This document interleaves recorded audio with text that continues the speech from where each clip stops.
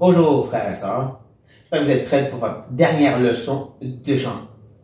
Oui, nous arrivons non seulement au dernier des cantiques, mais la fin du cantique en soi, ce fameux cantique dans Isaïe 53. Se rappelant bien sûr que c'est le cantique qui nous mentionne avec le plus de détails possible la vie, la mort et la résurrection de Christ. Celle qui est justement à notre place. Parce que beaucoup du cantique est centré sur le fait qu'il prend notre place. Et là, aujourd'hui, on va voir à quel point que cette association est un grand bénéfice pour nous. Mais la dernière fois, ce qu'on chantait, on le faisait en canon. Où est-ce que le serviteur parlait, et ensuite, eux, Israël, et nous aussi, dans un sens, répondions. Lui disait, j'ai vu ceci, et nous, on disait, c'est de sa faute. Mais ultimement, on le dit, non, c'est notre faute. Aujourd'hui, on va faire plus un opéra. Oui, où est-ce que justement, il y a un narrateur qui chante et les gens performent. On va encore avoir les mêmes personnages. On a le serviteur, on a le peuple, nous inclus. Mais cette fois, dans un troisième personnage, j'espère que vous pouvez le découvrir avec moi. Le narrateur, il va chanter en rapport avec qu'est-ce qu'il vit, cet homme, et comment eux le comprennent et l'expérience. Donc, regardons ensemble, ou chantons ensemble, cette fin du cantique du serviteur. On continue le verset 7, qui dit, « Il a été maltraité et opprimé. Il n'a point ouvert la bouche, semblable à un agneau qu'on mène à la boucherie, à une brebis muette devant ceux qui l'attendent. Il n'a point ouvert la bouche. » Maintenant, à ce point-ci, vous devriez vous rappeler un des termes que j'utilise souvent, le parallélisme. Une façon de poésie juive où est-ce que tu répètes la même chose, mais avec différents mots, comme le voir ici. On a un agneau à la boucherie, on a une brebis devant les gens qui le tondent. Différentes idées, en réalité, ça dit la même chose. Et le tout est englobé par la parenthèse répétitive, une autre façon de s'exprimer en hébreu, c'est de répéter, c'est qu'il n'ouvre pas la bouche. Il n'ouvre pas la bouche. Et là, à l'intérieur de ça, on a les images pour démontrer de quelle façon il n'ouvre pas la bouche. On a des animaux. Des animaux rattachés à Jésus, bien sûr. Mais ce serviteur, comme on commence en disant qu'il a été maltraité et opprimé, des mots qui sont des synonymes. Souvent, on va prendre des synonymes pour nous faire comprendre qu'il est en train de parler vraiment d'une chose particulière. C'est pas de vraiment définir les mots. C'est quoi ici opprimé, c'est quoi maltraité? L'idée, c'est qu'il a souffert. C'est qu'il a souffert, mais il a souffert dans le silence. C'est ça la grande parenthèse qu'on a dans ce verset. Il était semblable à un agneau qui est mené à la boucherie. Mais je mets en bleu ici la partie du peuple, si vous voulez. Parce que c'est le peuple qui amène l'agneau à la boucherie. C'est le peuple qui tombe ses brebis. C'est le peuple qui a pris Jésus. Le peuple incluant les chefs religieux, mais on ne s'arrête pas là. Hein? C'est aussi le reste du peuple qui a crié « Crucifiez-le ». C'est le peuple qui l'a pris et qui l'a amené aux chefs religieux, qui ensuite l'ont pris et l'ont emmené aux Romains. Et tout ça, il a été silencieux. Et quand on lit justement ces événements-là, devant Pilate, Hérode, les chefs religieux, les plusieurs fois même, on voit qu'à grande partie, Jésus n'a rien répondu. Un moment ou deux, il répond aux questions, mais à grande partie, il ne se défend pas. Et c'est ça l'idée, il ne se défend pas. On a vu ça même dans un autre des cantiques, où est-ce qu'il n'allait pas crier, qu'il n'allait pas se défendre, mais qui était bien silencieux.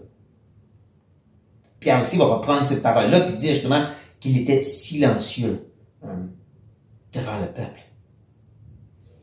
Donc, voici cette première présentation faite par le narrateur. Et où est-ce qu'on a commencé justement en donnant des synonymes de sa souffrance, on va continuer et revenir à la charge dans le prochain verset. Il a été enlevé par l'angoisse et le châtiment. Et parmi ceux de sa génération, qui a cru qu'il était retranché de la terre des vivants et frappé pour les péchés de mon peuple. Donc, comme je dis, encore, on voit la répétition de synonymes. Angoisse, châtiment. Le mot ici paraît peut-être plus de souffrance que angoisse en soi. C'est vraiment physique, qu'est-ce qui est mentionné ici. Il a été pris pour ça, pour subir et d'être maltraité. Et c'est ça qui est arrivé, n'est-ce pas? On l'a littéralement pris auprès des chefs religieux dans le temple et on l'a amené à Ponce Pilate, qui ensuite l'a fouetté, ils l'ont battu, ils l'ont maltraité et ultimement ils l'ont crucifié. Comme c'est dit ici, ils l'ont pris, on l'a pris pour l'amener et qu'il vive ces choses-là. Et parmi ceux de sa génération, j'aurais dû mettre ça aussi en bleu honnêtement, mais vous l'avez dans partie ici, c'est parmi le peuple, qui a cru? Parmi cette génération, parmi les gens qui étaient autour de Jésus, autant les chefs religieux que les gens du peuple, les gens du commun qui ont vu ces miracles, les gens du commun qui avaient entendu ces enseignements, qui a vraiment cru que tout ceci c'était pour eux? Aucun ne cru vraiment. Même les apôtres et les disciples ont mal compris. Il a fallu se faire enseigner ensuite quand Jésus est allé les voir, puis leur expliquer qu'est-ce qui se passait. Personne n'a vraiment compris qu'est-ce qui se passait. Personne n'avait Isaïe 53 dans leur tête quand ils ont vu ceci. Personne. Même quand il y a un peu des rumeurs de sa résurrection, personne ne sont venus à Isaïe 53. Pourtant, c'est ça qui est arrivé. Il a été retranché et frappé, mais c'est pour le peuple. Et là, vous voyez, un peu dans l'ombre, un troisième personnage. Comme j'ai dit, c'est une sorte d'opéra. Il y a le serviteur qui parle, qui vit des choses, il y a le peuple qui lui fait subir des choses. Et là, il y a un troisième personnage qui semble être en arrière. On ne peut pas le voir, il est encore à l'ombrage, et il dit quelque chose. C'est mon peuple. Il a pris la place de mon peuple. Qui est ce personnage? Mais avant de nous présenter, on va continuer à parler justement de notre part, la part du peuple. Justement, c'est comme ça que le prochain verset continue. On a mis son sépulcre parmi les méchants, son tombeau avec le riche. Quoiqu'il n'eût point commis de violence et qu'il n'y ait point de fraude dans sa bouche. Ça commençait depuis tantôt, les deux premiers au moins, avec le serviteur, qu'est-ce qu'il a subi. Mais là, on parle de notre part. On l'a pris, justement. Non, c'est vrai, l'autre verset aussi l'a dit. Donc, ça commençait toujours avec notre part. On l'a mis. On l'a mis parmi les sépulcres des méchants. Et ça ferait sûrement référence au fait que les Romains prenaient les gens crucifiés et les mettaient dans littéralement un tas de corps qui brûlaient. Où est-ce qu'il y avait les vidanges de la ville? Oui, ils prenaient les gens crucifiés qu'ils considéraient comme rien. Eux, ils n'avaient pas le droit d'être enterrés. Eux, ils n'avaient pas le droit d'être mis dans des sépulcres. On les brûlait. C'était ça. C'est ce qu'on voulait faire avec Jésus. On voulait le mettre dans le sépulcre des méchants. On va le brûler. Mais ensuite, l'aspect qui semble être complètement contradictoire. On l'a mis au sépulcre des méchants, mais en même temps, on l'a mis dans le tombeau du riche. Et ne manquez pas ça, hein. Les méchants, pluriel, le riche. Et c'est comme ça en hébreu. Nous, on sait, c'est Joseph d'Arimathée. Dans son sépulcre, que personne n'avait été dedans avant. Un sépulcre vierge, si vous voulez, spécialement préparé pour Jésus, pour accomplir cette prophétie. Cette prophétie, comme je dis, qui est contradictoire. On le met avec les méchants, non, on le met avec le riche. Mais qui s'est justement réalisé par le fait que Joseph s'est levé et qui a dit « Je veux son corps ». Vous voyez comment Dieu utilise la volonté de l'homme pour accomplir ses plans prédestinés et prophétisés, n'est-ce pas? Je trouve ça incroyable. Mais ne manquez pas justement, encore, on revient à cette idée de la négation du serviteur. Tantôt, il ne parlait pas, hein, il était muet. Ils l'ont dit assez clair. Maintenant, il n'a point fait de violence. Il n'a pas dit de fraude. Nous, on le considère méchant, mais l'auteur nous dit non, il n'était pas violent, il n'a ni commis de fraude. Il ne se défend pas lui-même, mais l'auteur le défend présentement.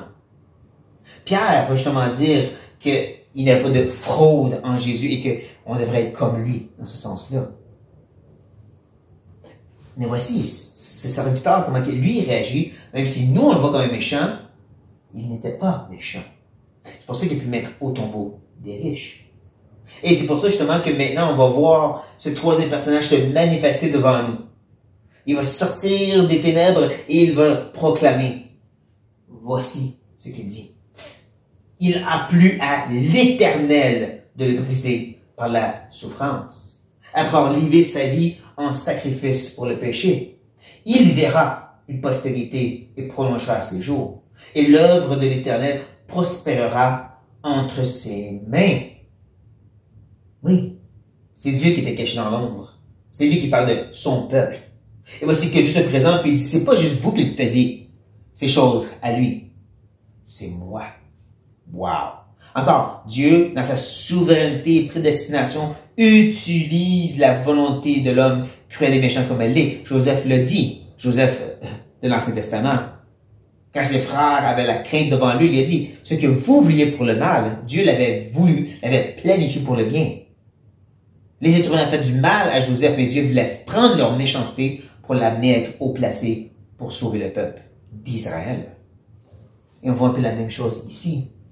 Pourtant, c'est frappant de voir Dieu a pris plaisir, c'est le mot ici, pris plaisir à briser par la souffrance ce serviteur. Là, on pense à cruauté, mais je peut-être qu'on réalise que ce verset fonctionne aussi avec une parenthèse. Où est-ce que le milieu est compris par les deux bouts? Où est-ce que l'Éternel commence le verset et l'Éternel termine le verset? L'œuvre de l'Éternel qui prospérera. C'est pour ça que ça plaît à Dieu de le briser, parce que ça, c'est la méthode par laquelle son œuvre peut prospérer. Quelle est cette méthode? C'est qu'est-ce qui se trouve à l'intérieur de la parenthèse? Ben, c'est qu'après le livrer, brisé pour la souffrance, livré pour être un sacrifice pour le péché. Et le mot vraiment spécifique, ils l'ont bien traduit ici, c'est l'idée d'un sacrifice comme on le voit encore dans l'Ancien Testament. Comment l'être humain justement venait avec son péché et imposait ça à l'animal qu'il tuait. L'animal mourait pour le mal qui avait été commis. Parce que celui qui pêche doit mourir, mais c'était donné à l'animal à la place. Donc, une fois par année, au jour des expiations, un animal particulier était mis à mort pour couvrir la faute pour l'année qui est à venir. Parce qu'encore, ce sacrifice vient prendre la place. Celui qui pêche doit mourir. Le péché égale la mort, mais c'est mis sur l'animal. C'est mis sur ce serviteur maintenant. C'est pour ça que ça plaît à Dieu, parce que par ceci, il accomplit le sacrifice parfait pour le péché. Le sacrifice qui couvre tous les autres, sacrifice pour toujours. C'est pour ça que ça plaît à Dieu de le briser, parce qu'il faut accomplir son plan une fois pour toutes. Et c'est pour ça aussi que ce serviteur va voir, garder ce mot en tête, une postérité et prolongera ses jours. Et c'est là qu'on dit, ça aussi c'est contradictoire, comme l'autre verset d'avant. Comment est-ce que celui qui est mis à mort, mis dans un tombeau, comme on l'a vu, peut avoir une postérité? Tu ne peux pas faire des enfants quand tu es mort. Tu ne peux pas prolonger tes jours quand tu es mort. C'est une contradiction qui, bien sûr, se résume par, ou s'explique par la résurrection. Quelque chose qui était très, très peu discuté dans la théologie de l'Ancien Testament. On a des exemples où est-ce que les prophètes ont ramené des morts, mais de comprendre l'idée de la résurrection d'entre les morts, que vraiment tu étais mis à mort, tu es fini, il n'y a plus d'espérance, le corps te décompose et boum, tu reviens à la vie, quelque chose d'extraordinaire, de glorieux. C'était très, très caché, voilé comme je l'ai ici. Les premiers lecteurs lisant ceci, ça ne marche pas. Parce que c'est ultimement par la réalité que ce que Christ a vécu et les apôtres qui viennent expliquer que le voile est enlevé et qu'on dit, c'est à cause de la résurrection qu'il peut avoir une postérité. À cause de la résurrection qui peut prolonger ses jours. Là, on comprend. C'est ça l'œuvre de Dieu qui prospère.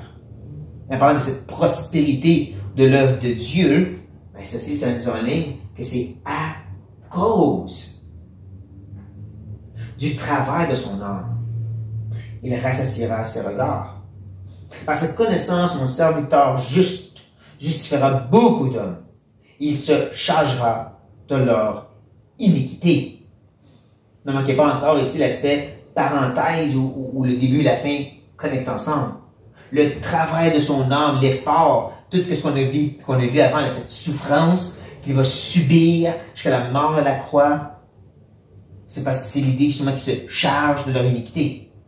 Ça va ensemble, le travail de son âme, c'est qu'il charge de leurs iniquités. Il prend sur lui, à la croix, la réalité de tout le jugement qu'on mérite. De cette condamnation de tous les pécheurs sur lui. Rejet total de la part du Père parce qu'il est en train de rejeter tout sur un enfer. Ce que nous méritons. Ça, c'est tout un travail pour son âme. Mais en même temps, ça va le rassasier ses regards. J'ai dit tantôt, ne manquez pas le mot verra. Il va voir une postérité. Et il va voir quelque chose de prospérer.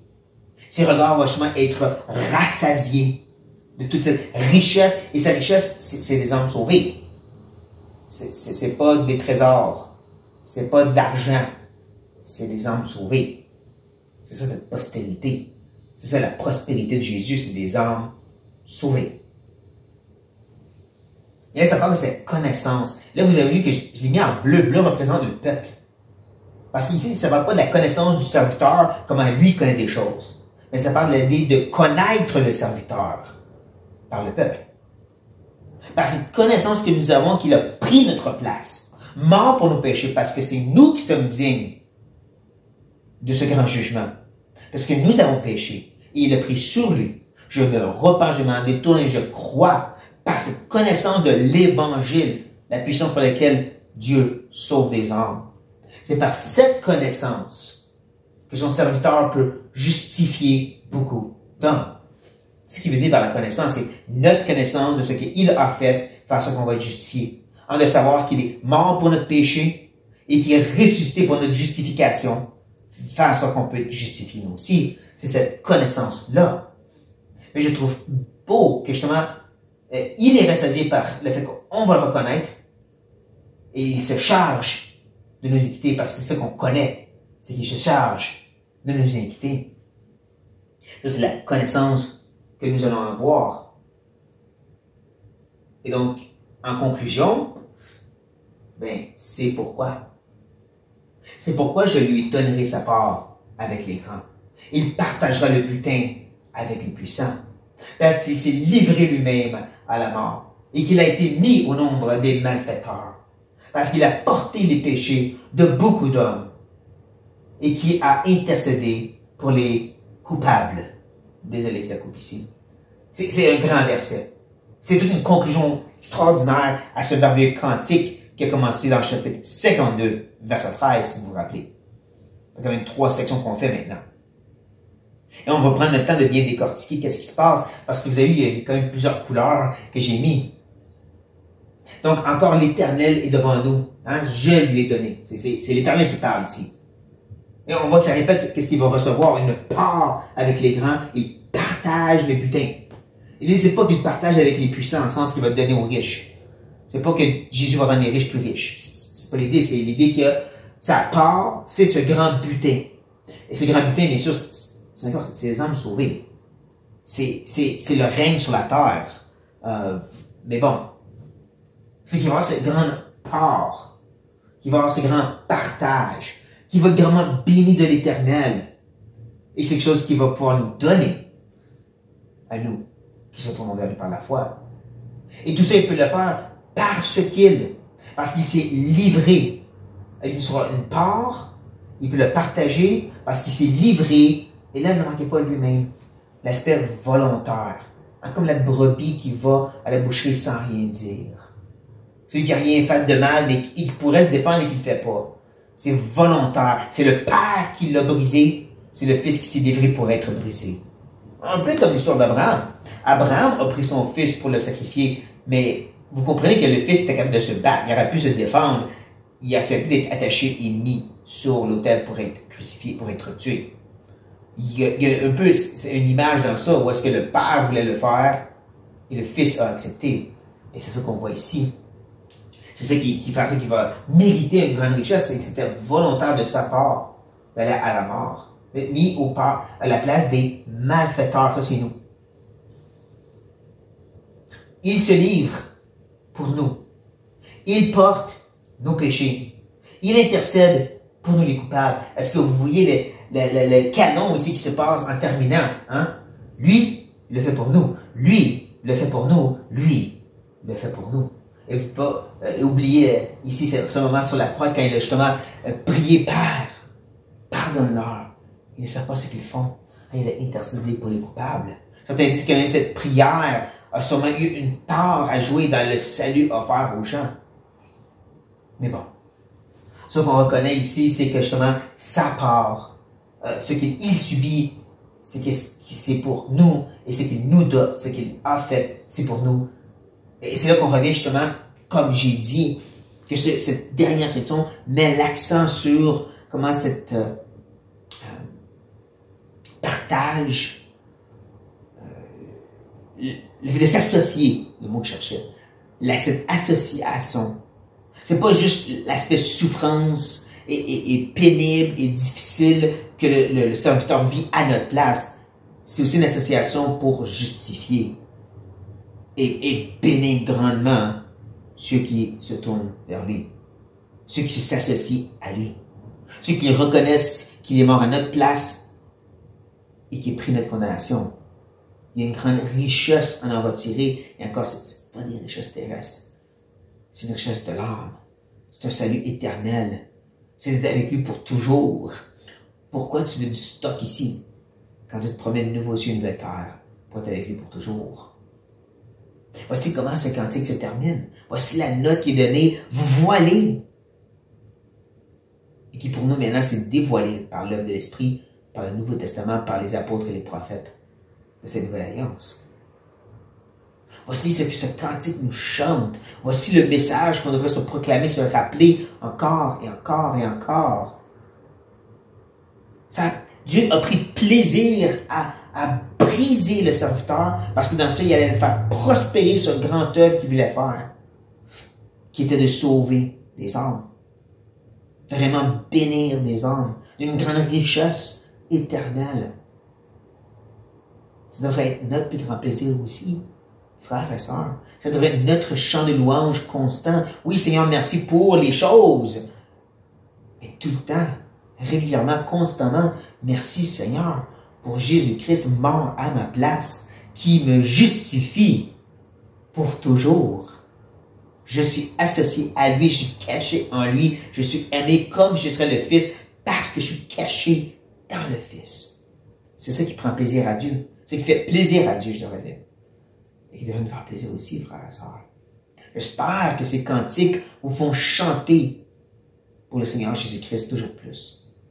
C'est mon espérance avec cette série d'études. Sur sa note, prions.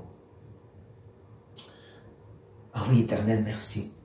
Merci que tu as pris tout ce qu'on méritait et tu as choisi de toute éternité de le mettre sur ton Fils. Que ta plus grande richesse, ta plus grande joie, c'est de briser le Fils pour faire de nous tes enfants. C'est de le crucifier pour nous donner la vie.